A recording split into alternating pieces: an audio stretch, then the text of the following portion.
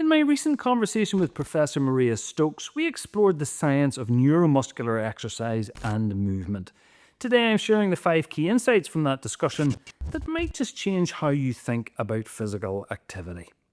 Point number 1, inactivity is deadlier than smoking. So Professor Stokes highlighted a fact that deserves more attention. Inactivity causes more deaths than smoking. It's a bit of a straightforward comparison that puts daily movement in proper perspective.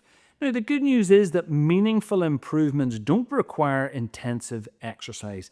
Simple changes like getting off the bus a stop earlier, taking regular breaks from sitting, taking the stairs instead of the lift, or incorporating brief movements throughout your day add up significantly. It's about integrating movement into your existing routine rather than treating exercise as a wholly separate activity. Point number 2, neuromuscular control matters more than strength. So for everyday function and injury prevention, Professor Stokes explained that muscle coordination and endurance often matter more than raw strength. With back pain, for example, the solution typically isn't strengthening exercises, but retraining specific deep muscles that are switched off after injury, including the abdominal muscles. These core muscles work as a natural support for your spine and require low-level endurance training rather than intense strengthening. Professor Stokes' analogy was working the muscles at the first, second, or third floor of effort and not the 8th or 10th floor. Point number 3, simple movements yield significant benefits.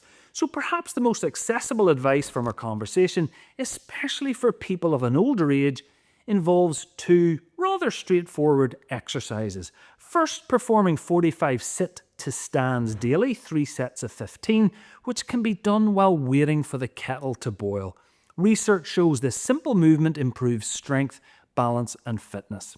Second, practicing standing on one leg during everyday activities like brushing your teeth or washing the dishes also builds stability and helps prevent falls, particularly important as we age.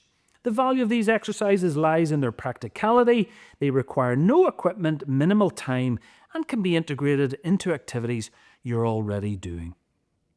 Point number 4, dynamic warm-ups beat static stretching. So Professor Stokes addressed a common misconception that static stretching before activity prevents injury.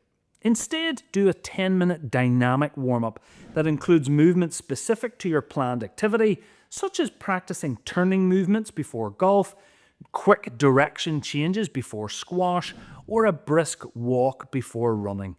Stretching is more beneficial after exercise when muscles are warm, and cooling down deserves as much attention as warming up.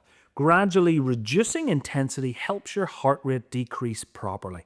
For runners, this means walking. For swimmers, doing slower laps before finishing. And point number 5, screen time requires posture awareness. So with many of us spending hours at computers, Professor Stokes emphasised that ongoing posture awareness is essential. The cumulative effect of poor positioning for extended periods leads to neck and back problems. Her practical recommendations include positioning your screen at the correct height, taking regular breaks from sitting, ensuring proper support for your back, and incorporating simple exercises like chin tucks. An important point she made is that occasional exercises won't counteract poor posture maintained throughout the day. Consistent awareness during screen time is what matters. The full interview with Professor Stokes contains more detailed insights and recommendations. You'll find a link to the complete conversation on screen now. I'd be really interested to hear your thoughts in the comments. And if you found this information useful, then consider subscribing for more evidence-based content on health and well-being. Thank you for watching.